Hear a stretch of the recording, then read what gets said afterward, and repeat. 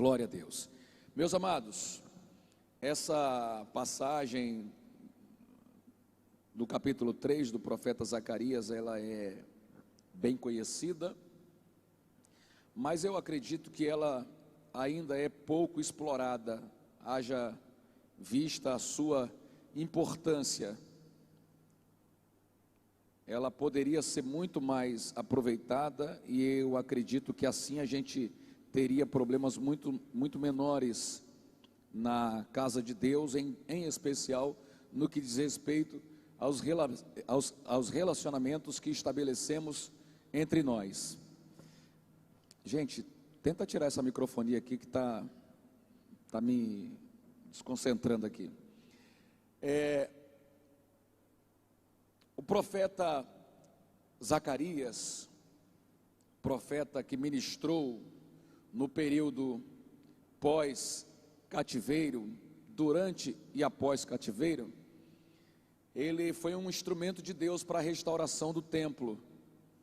O templo foi destruído, agora Jerusalém está sendo reconstruída, e o templo foi reaberto, os cultos precisavam voltar a acontecer, muito parecido com o que aconteceu aqui no 338, um dia a porta foi fechada, o templo ficou fechado por um tempo, mas depois Deus abriu o templo, as portas foram abertas, e estamos vivendo um tempo de restauração aqui nesse lugar, para a glória dele, para a glória do nome do Senhor nosso Deus. E na restauração daquele lugar, não era importante apenas levantar paredes, não era importante apenas treinar as turmas dos levitas no que diz respeito ao exercício do ministério. Era fundamental, antes de qualquer outra coisa, também restaurar a condição espiritual de todo o povo. O povo precisava restaurar a sua condição espiritual. Agora, os irmãos sabem que dentro do mundo judaico, todo o relacionamento do povo com Deus se dava através de um mediador, através do sacerdote. E isso foi estabelecido não porque Deus quis, isso foi estabelecido porque o povo pediu. Deus se relacionaria diretamente com cada um do povo. Ele se mostrou a todo Israel de uma vez só no monte. Ele falaria face a face, falaria de forma íntima com todo o povo, sem precisar de intermediários. Mas o povo disse: nós não queremos que Deus fale diretamente com a gente, nem queremos falar diretamente com Deus. E eles fizeram um pedido assim: Deus, o Senhor fala com Moisés, e Moisés fala com a gente fala com Moisés, e Moisés fala com o Senhor. Então eles colocaram alguém entre eles e Deus, e isso ficou estabelecido dessa forma.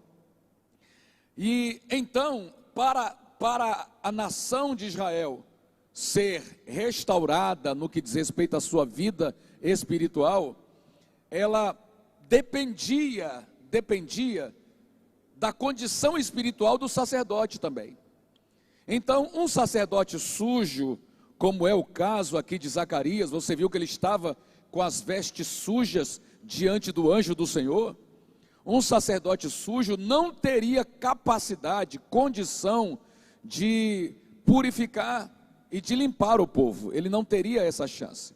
Para ele purificar o povo, antes ele precisava purificar a si mesmo. Isso é tão interessante que aconteceu assim o tempo inteiro em Israel, o tempo inteiro. Quando o sacrifício ia acontecer, antes do sacerdote fazer sacrifício pelo povo, ele tinha que fazer por quem? Por si próprio. Ele fazia sacrifício por si próprio, para depois fazer sacrifício pelo povo. Sempre foi assim. Então, como é que vamos restaurar a condição daquele povo, se o sumo sacerdote está sujo?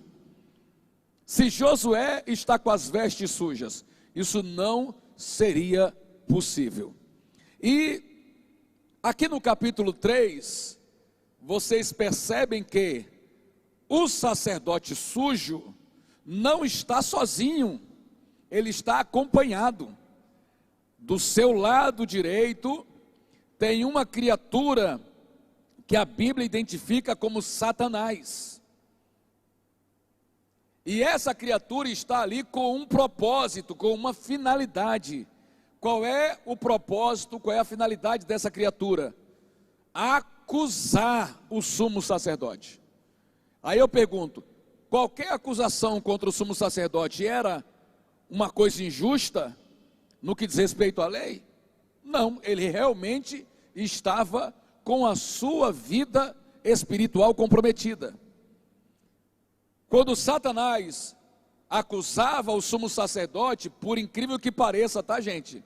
Não mentia sobre ele, não disse mentira nenhuma sobre Josué, ele só disse a verdade.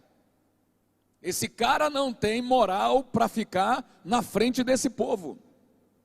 Olha como está as vestes do sumo sacerdote. Ele estava ali com esse propósito, como se a intenção dele fosse não deixar Deus esquecer que Josué estava em pecado. Essa era a intenção de Satanás, deixar claro para Deus que aquele homem era indigno daquele ofício. Essa era a proposta. Mas você leu comigo que o Senhor repreendeu Satanás. Oh, glória a Deus. O Senhor não aceitou que Satanás acusasse Josué e fez ele meter o pé daquele lugar. Oh, glória. E após repreender Satanás, o Senhor olhou para Josué e disse: tuas vestes estão sujas, mas eu trouxe roupa nova para te dar. Aleluia. E vestiu ele com vestes novas e lhe deu uma mitra limpa, escrita santidade ao Senhor. Era uma plaquinha de ouro escrita santidade. Oh, glória a Deus. E dessa forma disse: esse homem está restaurado da sua iniquidade, está purificado da sua iniquidade e está novamente habilitado para servir a minha obra. Oh, glória. É isso que está acontecendo. Foi isso que você leu comigo aqui. Deus recusou a acusação e restaurou aquele sumo sacerdote.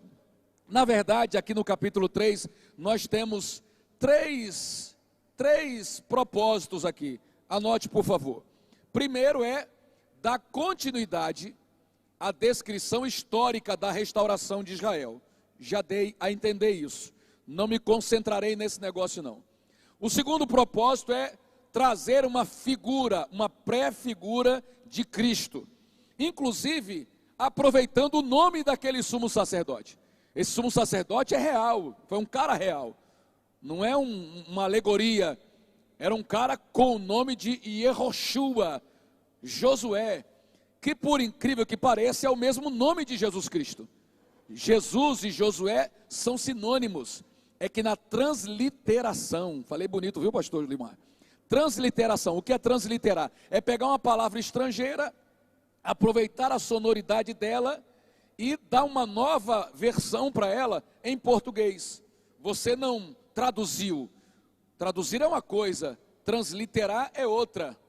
Então, por exemplo, o meu nome, Jean, Jean, João, Juan, é o mesmo nome. É o mesmo nome, foram transliterados para vários idiomas. Em francês é Jean.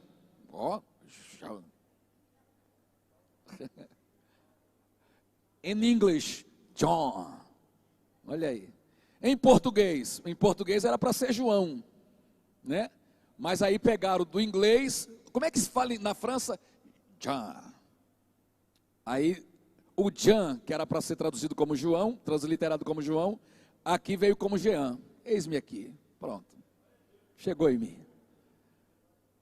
Filho de Dona Jeane.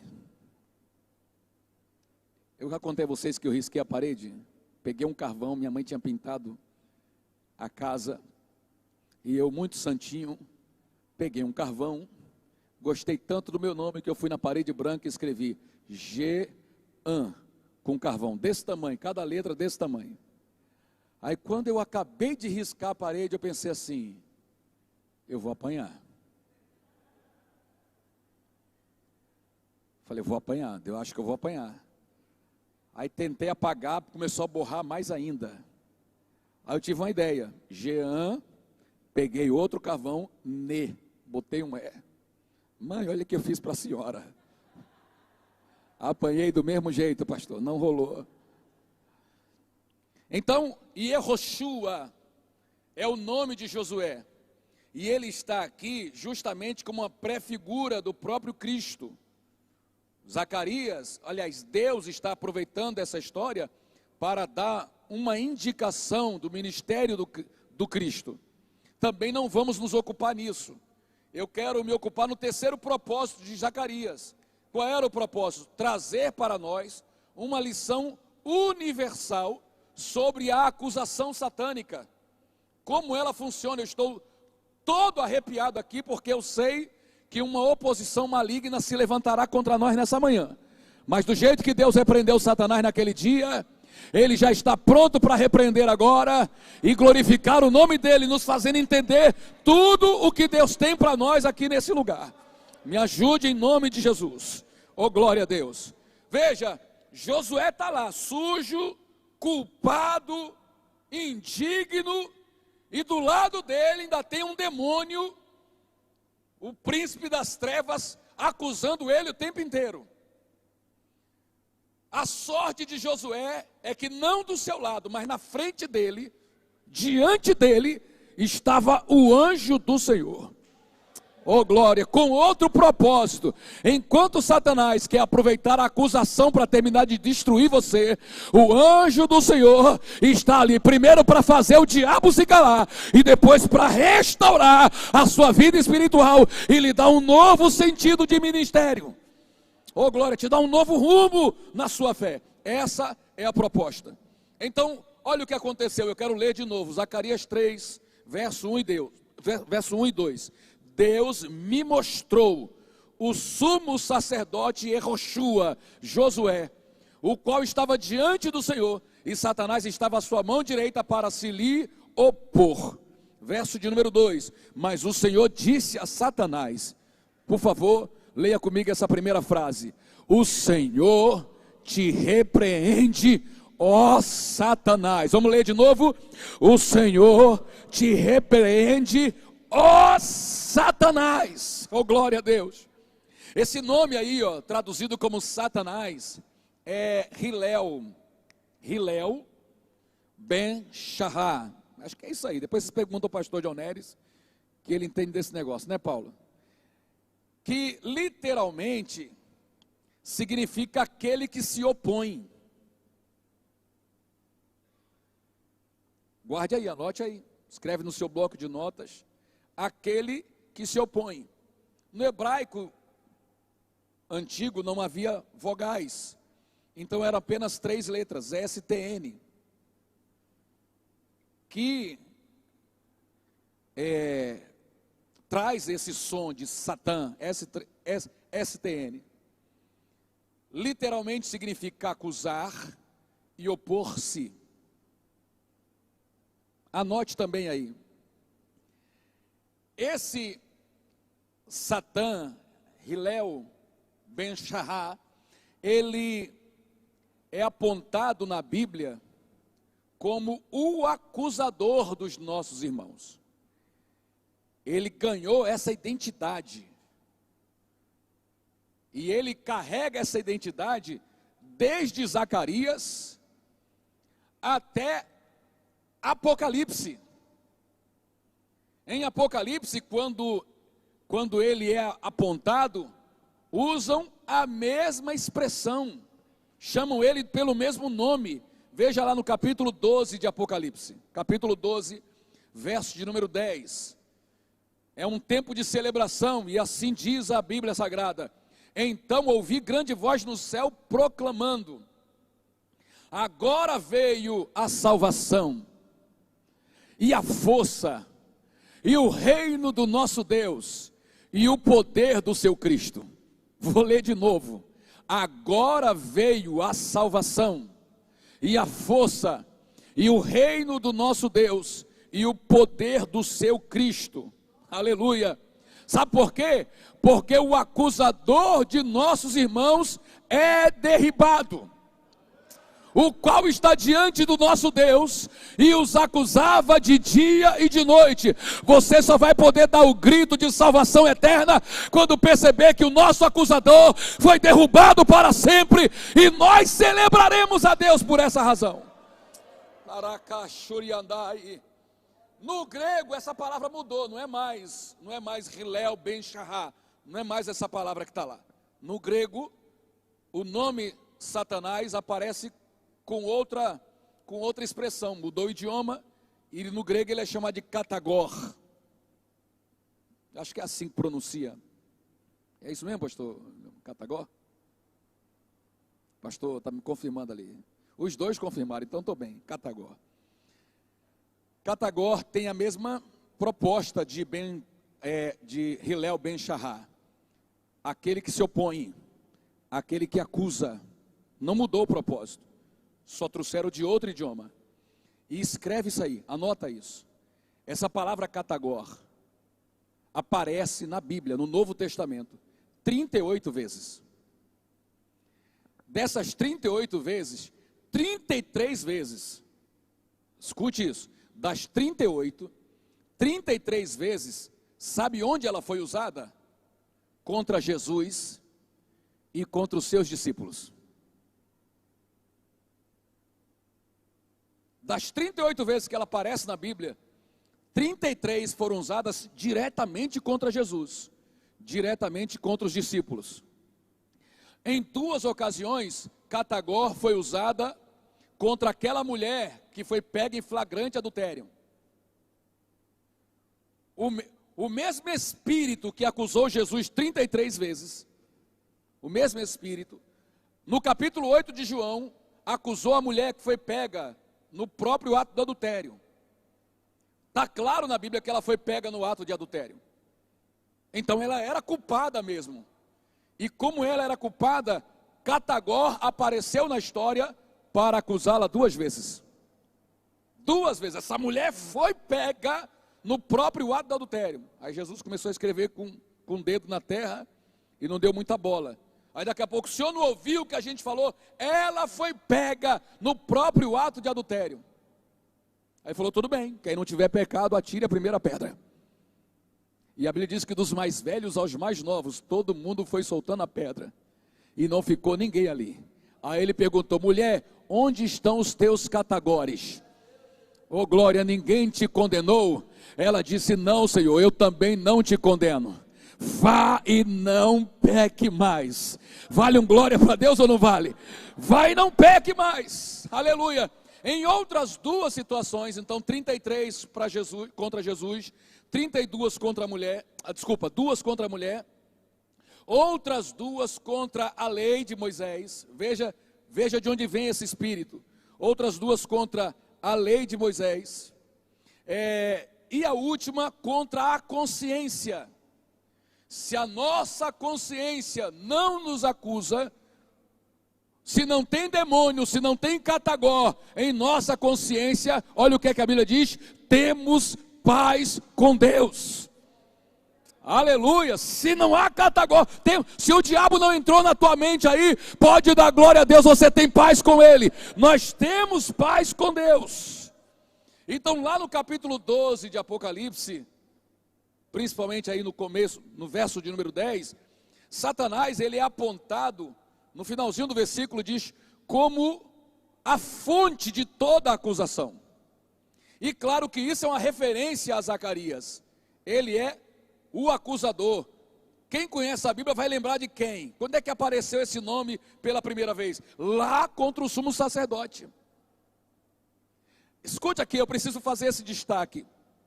O diabo é o pai da mentira, mas aqui não está falando de mentira.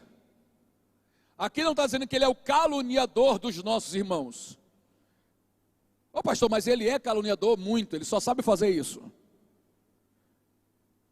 Quando ele não tem uma verdade para usar contra mim, ele desenvolve uma mentira. Se ele não tiver uma verdade para usar contra mim, ele vai desenvolver uma mentira. Agora eu lhe pergunto, você acha que Satanás prefere me derrubar com mentiras ou me derrubar com o que é verdade? Claro, ele vai preferir me derrubar com o que é verdade. Porque se há verdade na história, ele já tem legalidade para me arrebentar. Se é mentira, olha o que aconteceu. Eu queria que você preparasse o pulmão para dar glória a Deus. Acerca dos servos de Deus, o Senhor colocou sobre nós, ou em nós, um poder, para que a gente resista a qualquer calúnia que se levante contra nós. Calúnia é um negócio ruim, eu sei que é ruim, mas você já está debaixo de um poder para resistir qualquer calúnia. Como assim, pastor? Jesus falou assim, Marcos, quando mentindo disserem todo mal contra vós, exultai e alegrai-vos, porque grande é o vosso galardão no céu. Fizeram isso contra os profetas também. Vocês são bem-aventurados. Então olha só, lá em casa o pessoal sabe isso de cor. Eu falo isso há muitos anos. Eu não tenho medo de mentira. Pode inventar a calúnia que quiser, não tenho medo, não brinco com ela. Brincar com ela não. Se mentir, é sua obrigação se levantar e dizer a verdade. E desfazer a mentira.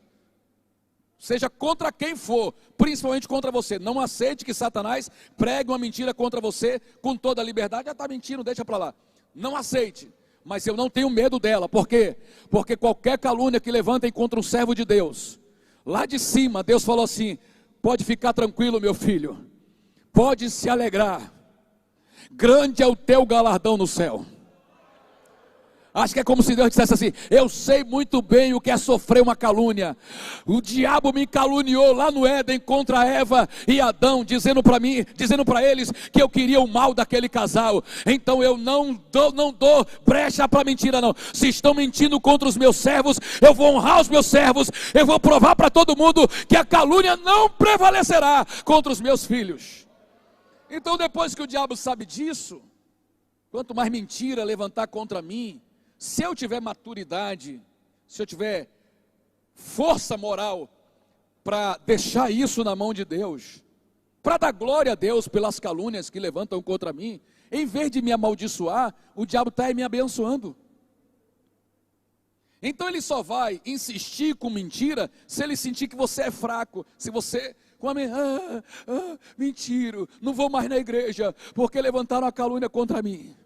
Pronto, o diabo experimentou, deu certo, tirou você da presença de Deus. Agora, quando ele percebe que meu compromisso é com Deus, Deus conhece meu coração, Deus sabe do que é verdade, Satanás está perdendo o tempo dele levantando calúnia contra mim. O diabo já vai entender: contra esse aqui não adianta inventar mentira, eu preciso pegar ele em alguma verdade. E quando ele descobrir alguma verdade contra mim, ele vai explorar o máximo possível aquela verdade. Vai bater firme. Então quando em Apocalipse ele é apresentado e diz: olha, ele é a fonte de toda a acusação. Onde há acusação, tem uma mina conectada àquilo ali, uma fonte. E essa fonte vem do próprio diabo. É ele quem alimenta o ministério da acusação. Agora, por favor, qualquer um que deseja servir ao Senhor, qualquer um que deseja servir ao Senhor, em justiça, em verdade, tem que ficar preparado para ser acusado. Você viu que das 38 vezes, 33 foi somente contra Cristo e seus discípulos? Porque se você se meter com a obra de Deus, o diabo vai se levantar contra você. E vamos supor, você está trabalhando e quem trabalha erra, não erra? Ou não, gente, sou eu que... Quem trabalha erra, quem trabalha comete erros. Quem não trabalha já está errado, ele é o próprio erro, porque ele não trabalha. Porque quem trabalha está pelo menos tentando fazer alguma coisa. Oh, glória. Então na hora que erra, é aí que o diabo aproveita, Emerson, e vem de pau contra a pessoa. Como é que pode liderar, fazer isso? Isso não está certo, E a língua come contra aquela pessoa. Não botaram a mão para ajudar, mas vão botar a língua para atrapalhar. porque vem do diabo. O diabo quer parar as pessoas. Quantas pessoas na casa de Deus largaram tudo, desistiram de chamados lindos, desistiram de ministérios gloriosos, porque nos primeiros erros que cometeram, foram açoitados com a língua dos acusadores. E o acusador, alguns deles pensavam que estavam fazendo coisas boas, estavam bem intencionados. Não, só estou falando para ajudar, estou querendo o bem da obra, mas na verdade está matando alguém que estava empolgado, que estava animado, que estava fazendo a obra, e matou por quê? Porque foi inspirado, foi motivado, foi impulsionado pela própria fonte da acusação, que é Satanás. Mas hoje, do jeito que Deus botou ele para correr, diante do sumo sacerdote Yehoshua, ele vai repreender esse demônio agora, e Deus será glorificado. Essa energia maligna vai sair da nossa vida, e nós serviremos a Deus com toda a força, com todo o impulso, com todo o gás da nossa alma, para que Deus seja exaltado. Aleluia, me ajude a glorificar o nome do Senhor. Essa energia espiritual por trás das acusações, ela vem de Satanás, tem origem nele, e é impressionante, isso aí, eu tenho que tirar o chapéu para o diabo, porque é impressionante ver como ele consegue usar as pessoas a favor do que ele quer. Vocês não têm noção de como fica o coração de um pastor no final do ano. A preocupação em como planejar o ano seguinte, como estabelecer as novas lideranças, e ora, e pede um sinal a Deus, e jejua, e pede ajuda, e no final ele não tem segurança de nada, não sabe se vai dar certo. É um negócio amargo de lidar. Aí você pensa em colocar alguém, aí daqui a pouco já imagina as acusações. Como é que o pastor bota aquela pessoa? É um negócio muito complicado. E se alguma coisa der errado naquela pessoa que você colocou, aí aquela energia do inferno é ativada contra você, contra a sua vida, até contra a casa do pastor. Enfim, não quero me concentrar nisso não, mas é essa energia que a gente percebe, é essa fonte, e geralmente as pessoas servem ao diabo. Olha o que eu estou dizendo, tá? As pessoas servem ao diabo bem intencionadas, estão só querendo ajudar.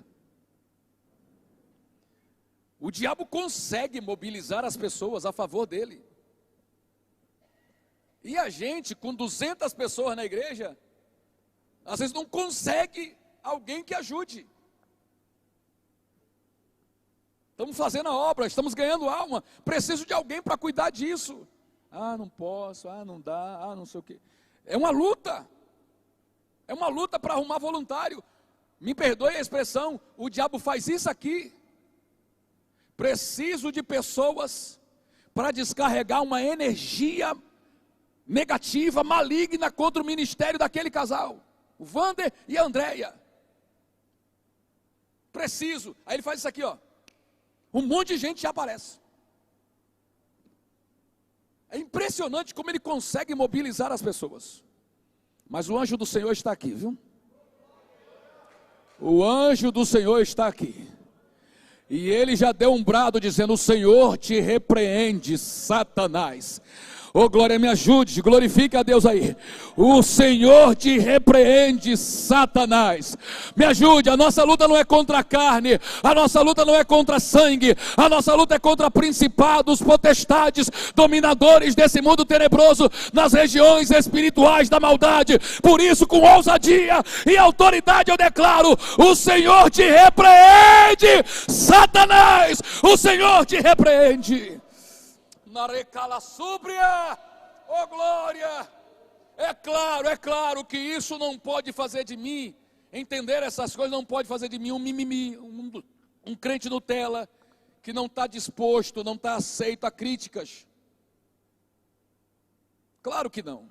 Eu preciso estar pronto para suportar essas críticas, porque se por um lado ela é um instrumento de Satanás para me parar, para me arrebentar, eu não posso fazer o diabo vencer, não posso aceitar que o diabo vença essa batalha. Por outro, como a gente aprende aqui nos cursos com o irmão Tiago, qualquer crítica que fizerem contra você, ainda que Satanás esteja por trás delas, ainda que Satanás realmente vai lá e fala isso, elas são feedback, são um retorno do ministério que você está vivendo. Então pegue aquela acusação ou crítica, chame do que você quiser, e como diz a Bíblia, e hoje à noite a gente vai praticar isso aqui, vamos praticar isso aqui à noite, examine-se, pois, o homem a si mesmo, e desista de servir a Deus. É assim que está escrito? Examine-se, pois, o homem a si mesmo, e assim coma deste pão, e beba deste cálice. Oh glória, não abra mão do que Deus tem para você, porque lhe criticaram. Pega a crítica, absorva, interaja com ela, medite com ela, põe ela na mesa, examine ponto a ponto, e no final diga: eu vou sair daqui melhor do que eu entrei, vou usar esse negócio para aperfeiçoar quem eu sou, e Deus vai exaltar o nome dele através da minha vida. O diabo não me vencerá. Oh glória, se você concordar comigo, você vai dar um grito e vai dizer: o diabo não me vencerá. No 3, 1, 2, 3, o diabo não me vencerá. Oh glória, eu peco mesmo, eu erro mesmo, então se alguém apontar o meu erro, eu vou fazer o quê? Não tem solução para o pecado, para o erro, senão o arrependimento. Se alguém chegar e acusar o pastor Robson de alguma coisa e for verdade, não adianta ele dizer assim: você não ouviu o que o pastor pregou domingo lá não? Está me acusando por quê? Quem é você? Você também não peca não? Vai adiantar ele reagir assim? Não. Lembrem comigo, lá em João capítulo 8, coloca na tela por favor, João capítulo 8, a palavra de Deus nos fala a partir do verso de número 1, que no Monte das Oliveiras, pela manhã cedo, Jesus voltou para o templo e o povo todo vinha ter com ele, e ele se assentava para ensinar. Os escribas e fariseus trouxeram-lhe uma mulher apanhada em adultério. Não falaram que ela era adúltera não, pegaram ela nos lençóis. E pondo-a no meio, disseram-lhe: mestre, essa mulher foi apanhada no próprio ato adulterando. E na lei, já mandou logo o dedão e na lei, nos mandou Moisés que as tais sejam apedrejadas. É engraçado que a acusação nunca é justa o suficiente, né? Porque a lei não mandava apedrejar a mulher não. A lei mandava apedrejar o casal de adúlteros. Ela não foi pega no próprio ato de adultério, cadê o adúltero? Então nunca é justa o suficiente, ainda que traga uma verdade nela. Tu, pois, que dizes? Isso diziam eles, olha a fonte de quem vem. Isso diziam eles, fazendo o quê? Tentando, para que tivessem de que o acusar. Está vendo? Viu de onde vem? Viu qual era a fonte? Zacarias 3, está lá. A mesma veia maligna, tentando para que tivessem do que o acusar. Mas Jesus, inclinando-se, escrevia com o dedo na terra. E como insistissem, perguntando-lhe, endireitou-se e disse-lhes: aquele que dentre vós está sem pecado, seja o primeiro que atire pedra contra ela. E tornando a inclinar-se, escrevia na terra. Quando ouviram isso, saíram um a um, a começar pelos mais velhos até os últimos. Ficaram só Jesus e a mulher que estava no meio. Para mim, isso aqui é a coisa, volta aí no verso 9. Para mim, essa coisa mais poderosa que tem, gente. Se os acusadores forem embora, a mulher estava para ser apedrejada. Fala comigo assim, humanamente falando, numa lógica bem simples. Ela não tinha que aproveitar que o povo foi embora e meter o pé também? Mas ela ficou, pastor Paulo. Sabe por que ela ficou? porque ela sabia que nada daquilo era mentira. Não fuja, não reaja, não se levante contra quem te acusa, principalmente se for verdade. Fique e espere a sentença do mestre. Seja humilde e deixe Deus julgar a sua causa. Aí ele perguntou para ela, e endireitando-se Jesus e não vendo ninguém mais do que a mulher, disse-lhe: mulher, onde estão os teus acusadores? Ninguém te condenou? Ninguém foi apto a acabar com a sua vida? E ela disse: ninguém, Senhor. E continuou ali na frente dele. E ele liberou a sentença. A sentença dele tem dois aspectos. Ele disse: eu também não te condeno. É o primeiro aspecto. O Senhor não está doido para acabar com sua vida, não. Essa ideia de um Deus de chicote na mão, doido para te jogar no inferno porque você peca, não está na Bíblia. Não é a Bíblia que revela esse Deus. Deus amou o mundo de tal maneira que deu o seu Filho unigênito, para que todo aquele que nele crê não pereça, mas tenha vida eterna. Então a primeira coisa que ele quer que você entenda é: eu não te condeno, não estou aqui para te condenar. Ele não veio ao mundo para condenar o mundo, mas para que o mundo fosse salvo por ele. Então ele disse: você vai ter a chance de consertar tudo isso. E esse é o segundo aspecto. Ele diz: vá e não peque mais. Como ela foi humilde para esperar ele falar, para aceitar a sua instrução, ela acabou sendo reorientada. Ele disse: não peque mais. Então, em nome de Jesus, quando alguém te acusar, não faz carinha, biquinho, não sai magoada. Tudo bem que eu errei, mas quem não erra? Para com essa bobagem, isso é infantilidade. Entenda que a acusação veio não para te condenar, porque mesmo com o diabo ali do lado, você está de frente para o anjo do Senhor, e o anjo do Senhor quer corrigir os teus caminhos, e assim ele te diz: não peque mais. Cadê aquele brado de glória de quem recebe essa palavra da parte do Senhor? Não peque mais. Aleluia. Então, por favor, entenda isso. O diabo tem um exército enorme à disposição dele. 1/3 dos anjos que tinha no céu estão a serviço dele. Milhares e milhões de pessoas estão a serviço dele. Existe um estudo que diz que 90 a 95% das pessoas são pessoas voltadas à crítica, difamadoras, que não perdem a chance de falar mal de alguém quando escutam um babado novo.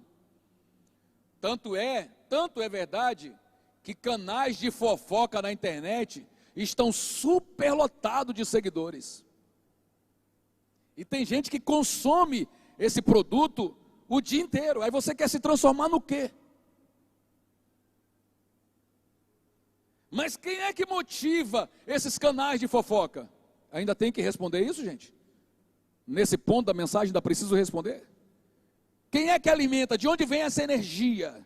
Bomba, pastor passa a mão de não sei o que lá. Quem é que alimenta isso? De onde vem? Que espírito está por trás desse negócio? Eu ainda preciso dizer? Então para de seguir esses canais. Você não só está seguindo, você está assinando embaixo do que ele faz, como você ainda está pagando para ele fazer isso. Você é o patrocinador desse negócio. Você está dizendo ao diabo: diabo, tome o meu dinheiro, tome os meus dados, use o meu nome, use a minha credibilidade para incentivar essa pessoa a ser uma fofoqueira. O sangue de Jesus tem poder. O Senhor te repreende, Satanás. Fofoca, gente, tem asas velozes. Tem asas velozes. Se o cara bota no vídeo lá, bomba, acabou. Às vezes até o crente vai lá ver o negócio, bomba, é bomba. Que raiva, não tem bomba nenhuma. Contei aqui que há alguns anos atrás eu chamei a líder das mulheres da nossa igreja lá na ilha e disse a ela: irmã, eu preciso ter uma conversa séria com todas as irmãs, é um projeto que a gente tem, quero colocar para as mulheres, e preciso que você me ajude a ter o máximo de mulher aqui possível. Eu queria que não faltasse ninguém. Ela falou: deixa comigo, pastor. Falou para mim: deixa comigo. Falei: tá bom. E na hora marcada da reunião, pastor, todas as mulheres da igreja estavam lá. Eu não sabia nem que tinha tanta mulher na igreja. Eu nunca tinha visto culto nenhum com tanta mulher. Aí eu fiz a reunião, mas fiquei impressionado. Falei, meu Deus do céu. Aí cheguei para ela, irmã Sônia. Aí falei assim, como é que a senhora conseguiu trazer essa mulherada toda assim? Ela disse, não, pastor, eu falei para elas que o senhor tinha uma bomba para falar. Não estou brincando não, gente, foi real. Jair lembra disso. Eu falei que tinha uma bomba para falar. Pronto, pediram folga no trabalho. Quem trabalhava pediu folga no trabalho. Quem estava na faculdade, faltou a faculdade para escutar a bomba. O pastor vai falar uma bomba, dessa vez deve ser um negócio. E eu nem sabia. O sangue de Jesus te repreende. Demônio, o sangue de Jesus te repreenda. O sangue de Jesus te repreenda, Satanás. Há poder no sangue de Jesus. Toda acusação eu sei que tem um elemento de verdade, mas ter um elemento de verdade não significa que é verdade.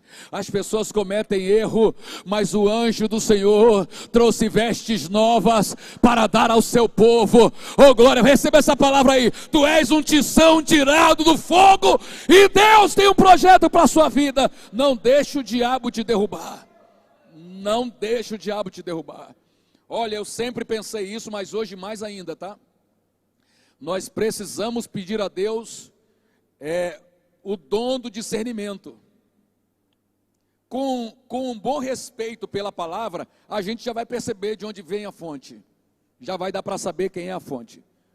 Mas existem coisas que são tão sutis, que só o Espírito de Deus pode mostrar que é mentira.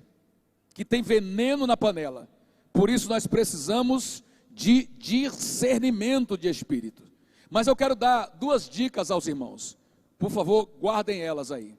A primeira dica: se o que estão dizendo está desqualificando alguém, pode ter certeza, praticamente 100% de certeza, tem veneno na panela. Se a intenção daquela palavra é apenas desqualificar, tem veneno na panela. Não participe desse negócio. Você foi chamado para servir a Deus, com uma placa de ouro na testa escrito santidade ao Senhor. Vai receber essa palavra ou não vai? Santidade ao Senhor. Oh glória. Segunda dica que eu quero te dar, para você ter discernimento. Se falarem com você, antes de falarem com a própria pessoa, pode escrever, anote aí, tem veneno na panela. Eu falei aqui que o Tiago, quando chora, fica muito feio. Estou falando para vocês porque antes eu falei para ele. E ele é tão bonzinho que ele falou assim, o senhor não, pastor, o senhor quando chora fica bonito.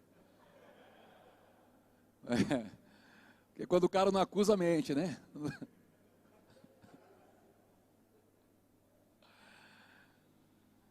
Mas se falarem com você de alguém, tome cuidado e pergunte, você já falou com ele sobre isso? Não, estou falando com você aqui. Já sei quem é que está falando comigo.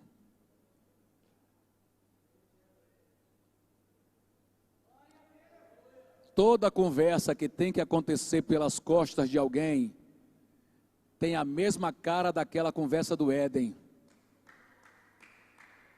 Que conversa? Aquela. É verdade que Deus falou que vocês não podem comer de nenhuma árvore do jardim? Onde é que Deus estava, Guilherme? A conversa foi na frente de Deus? A conversa foi pelas costas dele.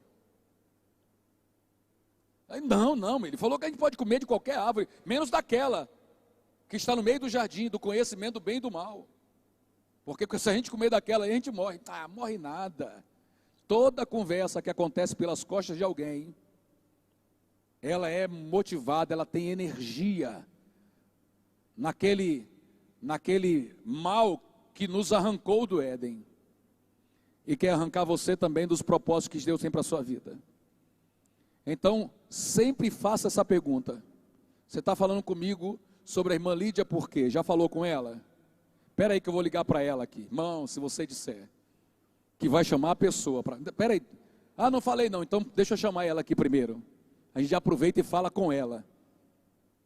Eu tenho certeza que Satanás vai meter o pé, porque mentira não se sustenta perto da verdade. Eu era muito novo, obreiro, e uma moça que tinha se desviado, ficou quase 15 anos desviada, voltou para a casa de Deus.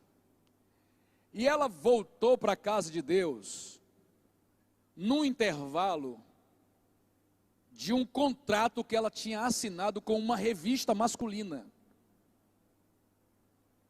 Ela, no final da sua adolescência, início da juventude, exalava uma sensualidade muito expressiva, a ponto de uma revista masculina ter contratado ela para fazer fotos, tipo Playboy, né?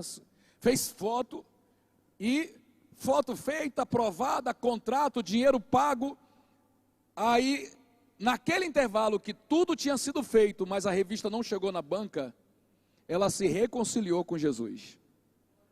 Agora me fala como é que ia ficar uma irmã em Cristo, na casa de Deus, no coral dos jovens, e 5, 6 meses depois, as revistas da cidade, tampada com a foto dela pelada. Como é que ia ficar? Matéria-prima para o diabo brincar com a vida dela, né? Ela aceitou Jesus e contou isso para mim e para minha esposa. Vamos orar. Começamos a orar por ela, e eu disse: minha irmã, não sei como Deus vai fazer, mas essa revista não vai para as bancas. Deus vai rasgar esse negócio. Pastor, mas se não for, eu pago 1 milhão. Deus é dono do ouro e da prata, fique tranquila, isso não vai para as bancas. E eu digo isso para a glória de Deus: nunca publicar aquela revista. O anjo do Senhor se colocou na frente e repreendeu Satanás.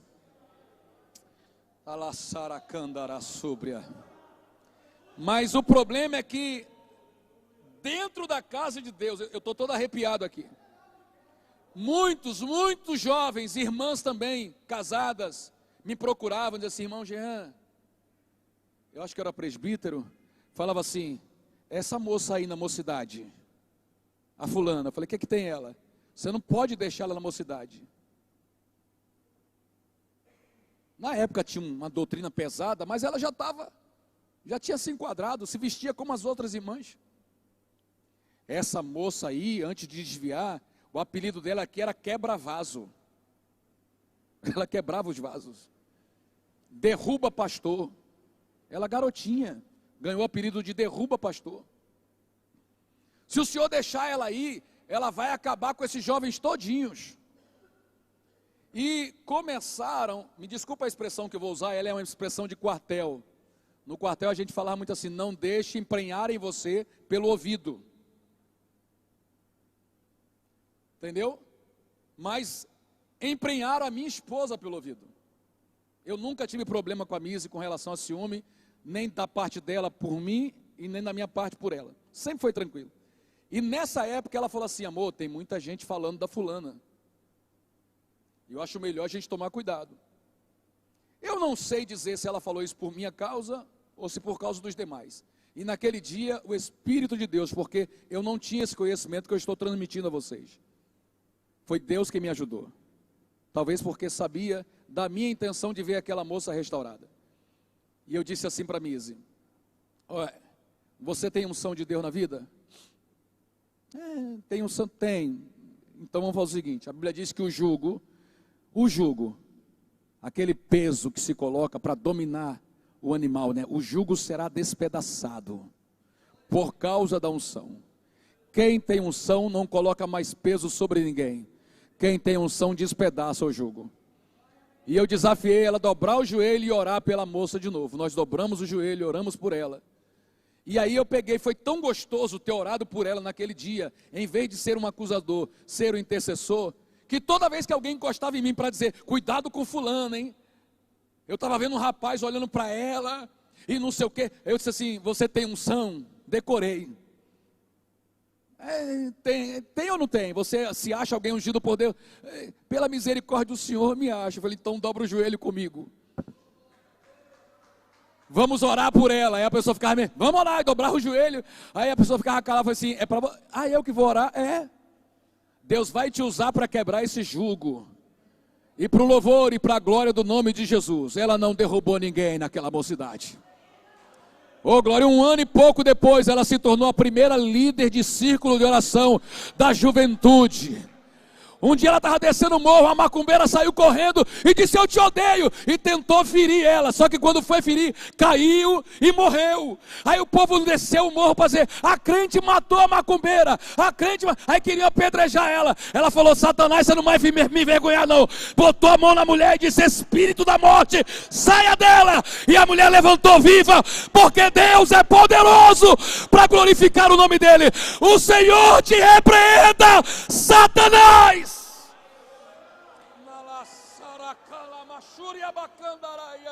O Senhor te repreenda, Satanás. Em nome de Jesus, o Senhor te repreenda. Eu não vou cair nessa narrativa do diabo. Cuidado, olha só, é um perigo. Não acredita não. Não caio nesse negócio. E você não pode cair também. Deixa eu dizer uma coisa para os irmãos para concluir.